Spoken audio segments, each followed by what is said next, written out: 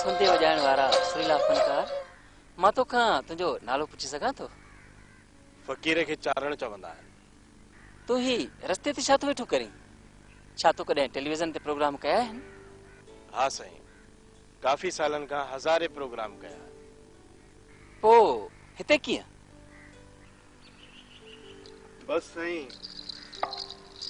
पेट जे ख़ातिर। टेलीविज़न वारा हाणे नथा घुराइनि। दरअसल मां 3-4 साल हिते ईंदो आहियां।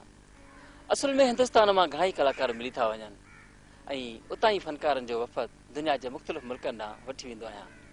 तुंहिंजे सुरदे जो आवाज़ ॿुधियुमि, अंदाज़ो थियो त तूं वॾो सुरीलो आहीं। ही मुंहिंजो कार्ड अथई, मूंसां कॉन्टेक्ट करे मूंसां मिली वठिजांइ त तुंहिंजो पासपोर्ट वग़ैरह ठाराए तोखे पाण सां मां गॾु वठी हलां। साईं, अवां सच था चओ?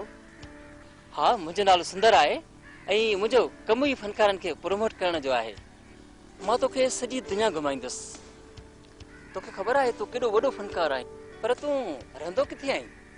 साईं, फनकार कॉलोनी में सॾे पंध ते आहे। को मसइलो न आहे, मां तोखे ॻोल्हे वठंदुसि, बसि तूं तयारी कर।